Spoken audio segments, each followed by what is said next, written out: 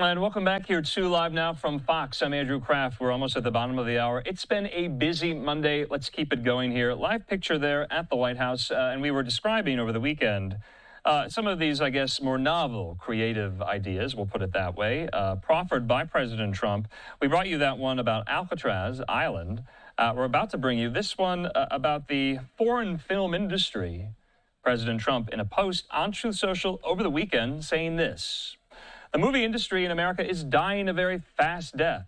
Other countries are offering all sorts of incentives to draw our filmmakers and studios away from the United States. Hollywood and many other areas within the USA are being devastated. This is a concerted effort by other nations and therefore a national security threat.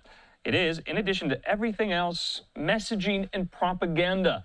Therefore, I am authorizing the Department of Commerce and the United States Trade Representative to immediately begin the process of instituting a 100% tariff on any movies coming into our country that are produced in foreign lands." He says, we want movies made in America again here. So in the meantime, our friend and colleague there at Fox Business correspondent Max Gordon has a little bit more on how the movie industry is responding to that. Let's listen. President Trump's foreign film tariff plan is getting mixed reviews from those in the film industry. For those who work here in LA or solely work in the United States, they say it might help, though there's a lot of confusion about what this might mean, as well as opposition to this plan. Here's what President Trump had to say about it.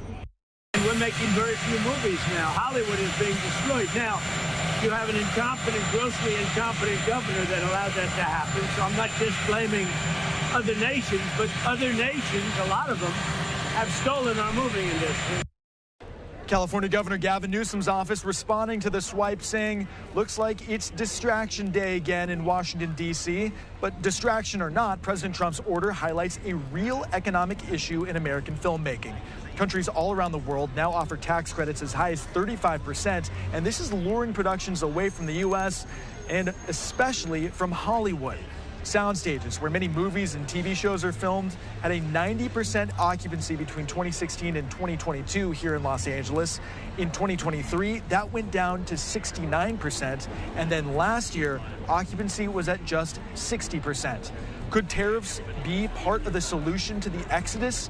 There are a lot of questions to how a tariff on foreign-produced films will work in practice and how a foreign-produced film will be defined. Would the globally shot and soon-to-be-released Mission Impossible: The Final Reckoning be impacted?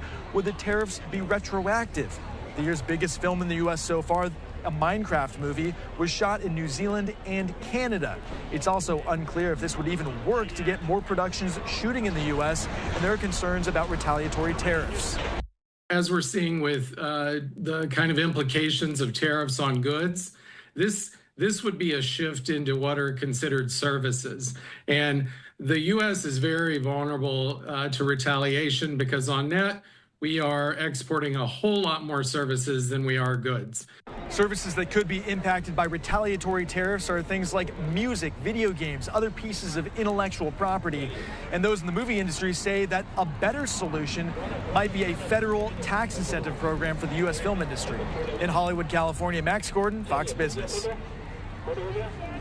Max, thanks so much. In the meantime here, let's bring it into the conversation. Our friend there at the American Institute for Economic Research, Dave Hebert, he joins me. Dave, good to see you here. I have so many questions, and there's so many kind of facets to this story here. I guess I'm going to just start our conversation with this. How do you tariff a film? How do you tariff a work of creative output? Yeah, I mean, this is the really challenging thing, right? Because a film, especially in today's context, isn't a physical object. It's a ephemeral or metaphysical thing. It'd be like trying to tax an email. I mean, it just seems a bit strange. But really what I think is going on here is President Trump is missing the mark on what's actually killing the movie industry in the US. And to my mind, it's two things. First, our incredibly high cost to produce films in the US, but second would be the incredibly low demand for films. What we're seeing is movie ticket sales just plummeting, especially since COVID. But Dave, to your point about movie ticket sales, movie tickets are expensive for a family of 4 or 5. Yeah, they absolutely are. So look, no one wants to plunk down $18 or more per ticket just to see, the latest and greatest movie, especially when it's coming out in our homes on streaming services in what, 2 months or so? A lot of people are going to be willing to just wait and see those movies then. There's already enough going on in the world today to have water cooler talk. We don't really need to go see a movie to have some sort of a shared conversation at work or at school. We could just wait and watch that from the comfort of our homes whenever we want.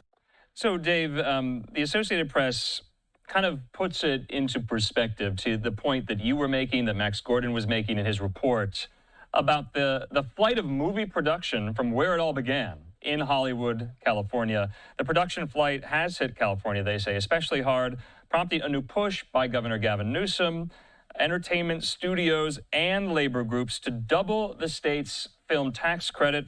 The proposal is currently advancing through the state legislature. I was on the air, almost 2 years ago, during the very prolonged writers and actors strike. And it was very difficult for the industry to bounce back from that. Wouldn't it be even more difficult from the industry to bounce back from something like this? Absolutely. I mean, look, all that a tariff is going to do is make it more expensive to make films in the domestic industry. It's not actually going to return jobs because, again, if we look at movie ticket sales, they're down almost 40%. If we look at inflation adjusted revenues since 2019, it's down almost 50%. The American people are speaking. We just don't really want to go to movies like we used to.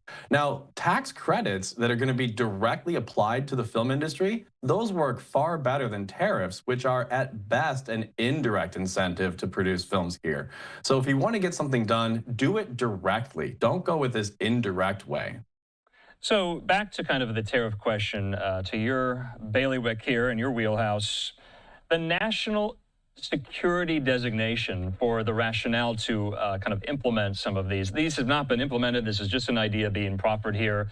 But the rationale that is being proffered is because it is a national security threat. Foreign films, are they a national security threat to the good working order of the U.S. economy?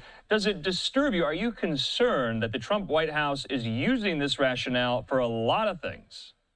So here's kind of the thing. In order for President Trump to enact tariffs on the film industry, he has to declare a national emergency.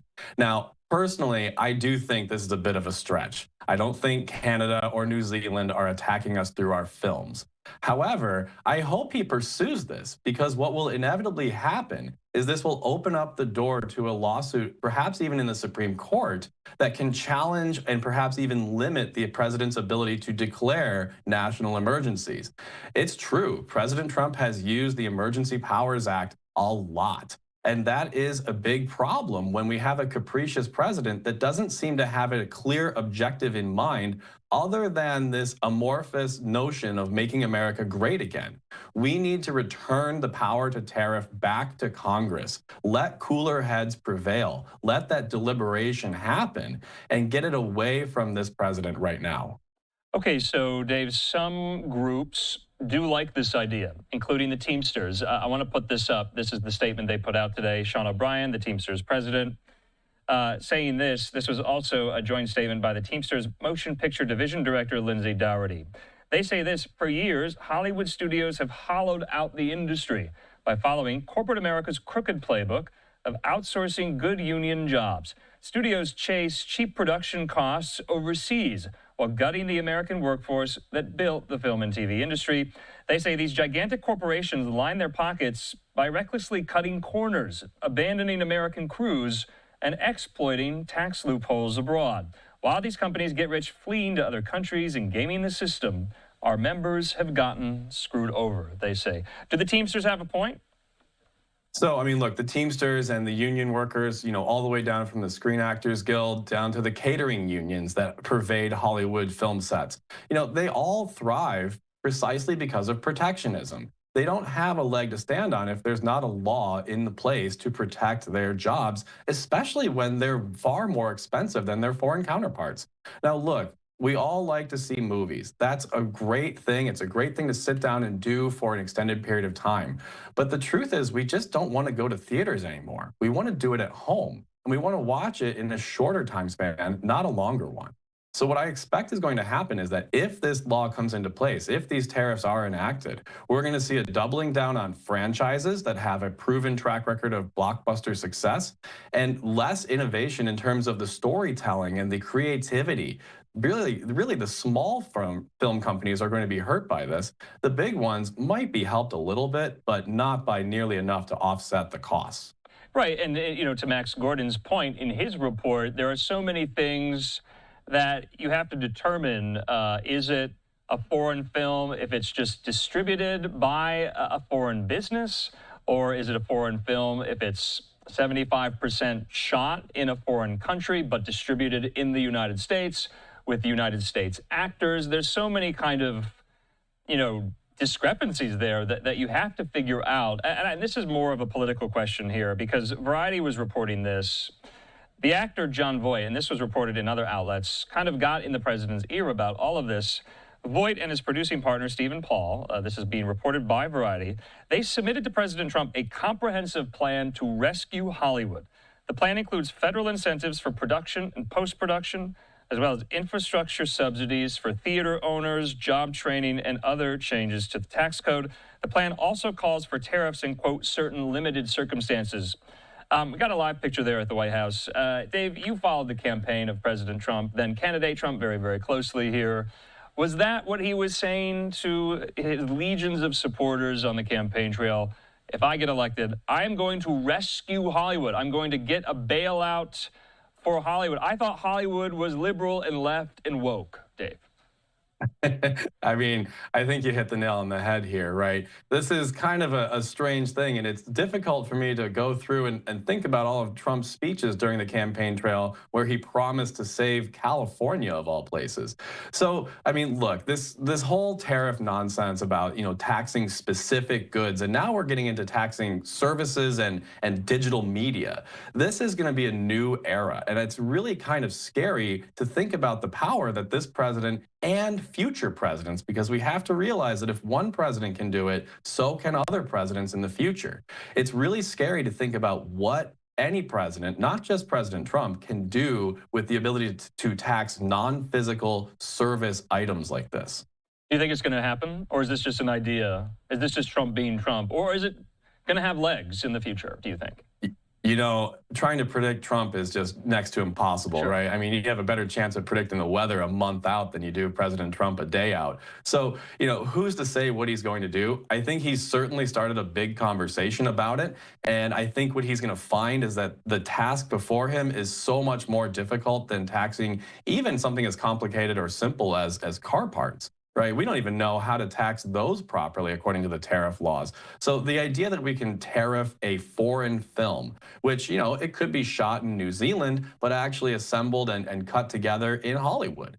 Is that a foreign film? I don't know. And I suspect President Trump doesn't either. Okay, so you said about kind of jump-starting the conversation, and that is a lot of what these ideas do when they're first proffered by the president here. During the entire tariff debate, you and I have discussed this, the kind of hope was, or the outcome at least with Trump administration officials, was that all of these tariffs would encourage U.S. companies to reshore their production stateside. Do you see that as a possible outcome to this idea? I mean, will California get serious? Will Hollywood get serious about really maybe reconsidering making more films in the United States? So I think what's going to end up happening if these tariffs come through is that Hollywood's going to make fewer films per year. They're going to make bigger films. This is what we see on Broadway. We see a lot fewer actual Broadway musicals, and instead we see bigger productions of well-known and well-established brands and directors. So people like the Russo brothers, for example, are probably going to gain tremendously from this because a lot of film companies are going to want to hire someone who they know can put together a movie that's going to sell well. And so I don't think this is going to lead to more jobs in the Hollywood sector. Probably fewer, but there'll be bigger, longer-term projects, which is going to be a really kind of frustrating thing for the American people who are already looking for the next, hour-long Netflix series or Disney Plus series. Yeah. All right, Dave Hebert, we'll leave it at that. Always fun to chat these things with you. We'll talk soon.